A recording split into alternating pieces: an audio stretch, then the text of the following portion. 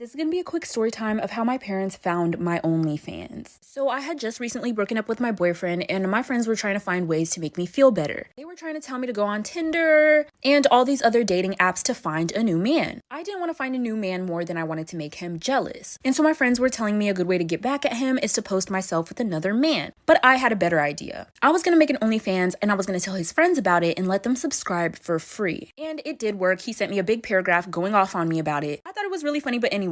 So I had left one night with my friends, they were just trying to take me out to make me feel a little bit better, just to try to make me feel better and get the recent breakup off my head. And I was living at home at the time. I had just turned 18. My parents were really strict and they didn't even know that I had a boyfriend. So while I'm out with my friends, I get a text message from my mom telling me to get home now. I'm asking her what's going on and she's telling me that I just need to get home because we need to talk. And so once I get home, I open the front door. I walk into the living room and my ass was spread open right on the TV screen. So this is gonna be part 2 of how my parents found my OnlyFans. So I get home from hanging out with my friends and I see my OnlyFans on the TV screen. My mom is acting like she just saw the Holy Ghost. My dad is shaking his head, just mad disappointed. For some reason, my little brother was sitting over there on the couch. And I'm like, what are y'all doing? What is this? Why would you put it on the TV? Our TV was a smart touch screen TV and you could connect your phone to the TV, but I didn't understand why it was on the TV screen with my little brother right there. My mom's yelling at me like, so is this what we are? Is this what we do? She's telling me if I'm going to be acting grown, then I'm going to have to find a different place to stay because I'm not about to represent our family like this. So I told her that it was just a quick way for me to make money and she told me that I was lying. And then she proceeded to show me a text message that she got from my boyfriend telling her that I had let his friends subscribe for free and that I was going down the deep end and I need to be talked to. I don't know if I said ex-boyfriend or not, but it was my ex-boyfriend who had sent her that text. So I told him that I would delete my OnlyFans and this is what I said to my ex-boyfriend like for part 3. So this is going to be part 3 of how my parents found my OnlyFans. So it was my ex-boyfriend who had told my parents about my OnlyFans. So I decided that I was going to message him. I basically went off on him and I told him, why the fuck would you show my parents my OnlyFans? Why did you feel the need to do that? You're just jealous, yada, yada, yada. And he told me that it's because he doesn't want me to represent myself that way. But I know it's more of the fact that his friends were subscribed to me and he wanted me to just take it down. And I told him that we weren't in a relationship anymore, so his opinion didn't matter. I removed him off everything and he still found ways to text me. He even eventually started to email me. And now he was telling me that he missed me and that he wanted another chance. And I'm like, dude, no, you almost got me kicked out. From that point on, my parents never helped me out with anything ever again. I had to start paying everything by myself. And throughout the relationship with my boyfriend, he would basically do everything for me. And so I decided to get back with him. Eventually, he got his own apartment. And so I moved out of my parents' house and moved in with him. And then me and him made an OnlyFans together. My parents found out about that too, but there was nothing that.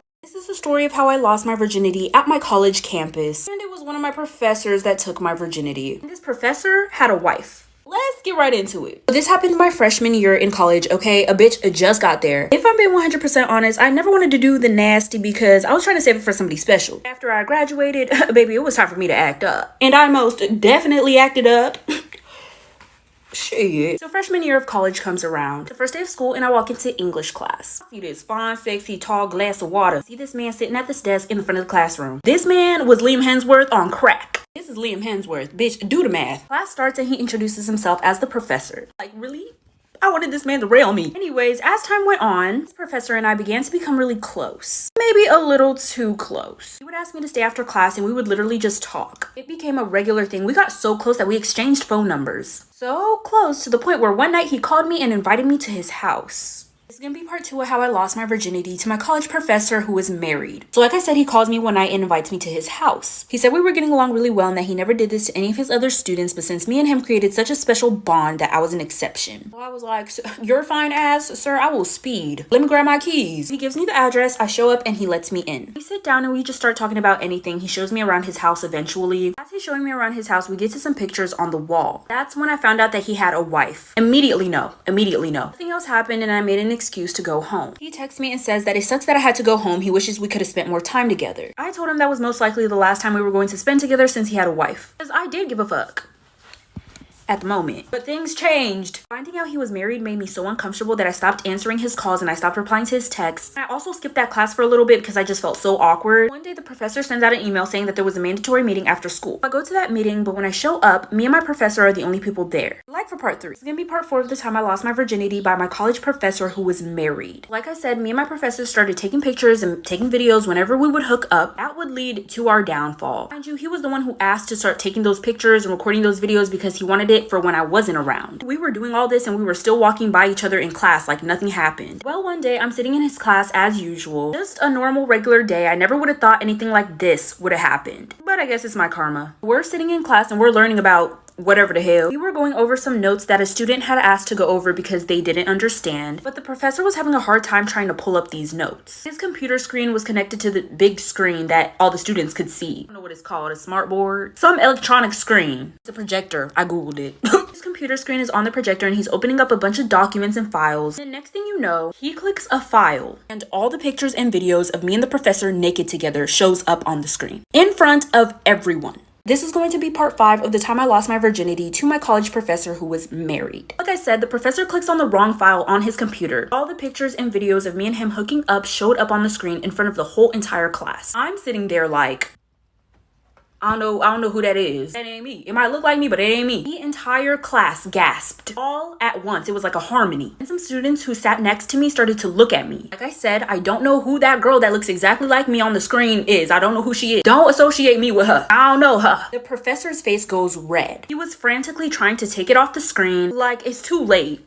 I put my hoodie up and I didn't know if I should leave the classroom or just stay in the classroom because not everybody realized that it was me. Like, some people in college don't pay attention to who's in their class. But the people that sat next to me knew that it was me. I didn't know if I should have stayed in class or if I should have left the classroom, because if I left the classroom it would have looked guilty, but if I stayed in there it was just awkward. I decided to stay to avoid looking guilty. Once class was over and I went home, the entire school knew about me and the professor. It's gonna be part 6 of the time I lost my virginity to my college professor who was married. So like I said, I sat through the rest of the class after those pictures and videos were shown. It just would have been way more awkward if I just walked out right away. Like, it's already awkward. Let's try to avoid the awkwardness as much as we can right now. By the time I got home, everybody knew about me and the professor. Everybody at school was talking about it. What's worse is that somebody took a picture of the screen. That was evidence, and someone sent that to his wife. A lot of people were asking me about what happened, but I didn't tell them anything because I didn't have any friends at that school and nobody deserved to know my business. I had not been in contact with the professor ever since. He had blocked my number and I tried to email him, but he wasn't answering my emails. He also stopped holding class the day after that happened. But one day he did email me back. He said from there on out to stop contacting him, and so I did. The school kind of swept everything under the rug. He did in fact get fired. The school said that if anybody reposted that picture of the screen, they would get expelled. I dropped out of college. It was definitely not worth it. So here's just a little reminder to never sleep with your college professor. When I was 24, me and my sister moved into an apartment together. At the time, I was going to college to get my master's, and she was going in to get her degree. The rent was $500 a month. I know, cheap. We only paid $250 each. But the neighborhood was bad. There was a lot of crackhead, gangs. There was a shooting just about every week. I know, just crazy. Anyways, one day in the middle of the night, we get a hard banging on our door, and it's a lady calling out for help. When I opened it, she had a black eye, she was bruised up, and her forehead was bleeding. I asked what's going on, and she replied her boyfriend is trying to kick her and her kids out of their place. She explained she has a 1-year-old and a 5-year-old, and her boyfriend is throwing all of their things out. So I walked over back to her apartment, which was 2 floors down. When we finally reached the apartment, the whole apartment was on fire. She screamed and said her babies were in there. Come back for part 2. This is part 2 of how my neighbor's boyfriend set her apartment on fire with her children inside. If you didn't watch part 1, go watch that so you can understand this part. So, like I said, the apartment was on fire and she was screaming about her kids. And she tried to run in and get her kids, but I stopped her because there was no way she and her kids were going to make it out alive. Few seconds later, her boyfriend walks up and says, "Let her go."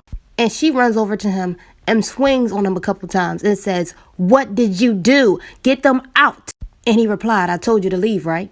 She falls to her knees, and at that point, she just stops crying. So I run upstairs calling for help, telling everyone to get out and call the fire department. The fire starts to quickly spread, and everyone is coming out of their apartments. When I went back to the area where the lady was, her boyfriend disappeared, and I picked her up from off the ground. I brung her into the parking lot where everyone else was. After 20 minutes, the fire department finally shows up.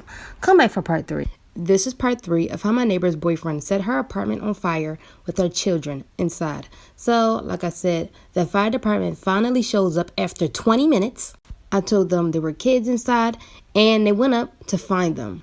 They put the fire out. Right after, a firefighter came up to me and said there was no one in there. And I told him no, there were 2 kids.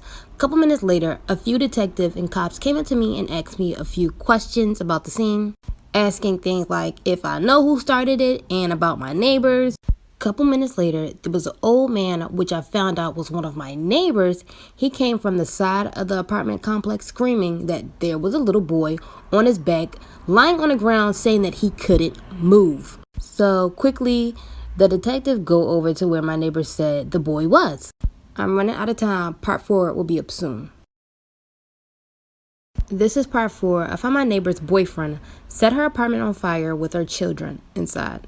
After one of my neighbors claimed they saw a little boy on the ground in the back of the apartment complex, and the boy's arm was pillows wrapped up in a comforter. When the detective got the paramedics to pick the boy up, they took the comforter he had and they opened it, and inside was a baby. After the whole situation was over, they took me in for questioning. Also, by the way, they admitted the lady into the hospital as well because she was bruised up really bad, and anytime anyone asked her anything, she was mute. During my time in the police station, they told me about the little boy. Come to find out, that little boy on the ground in back of the apartment complex was her son. They said he wrapped his baby sister up to protect her from getting hurt. Baby girl was fine. The pillows he wrapped her in softened her fall. But for the little boy, he was paralyzed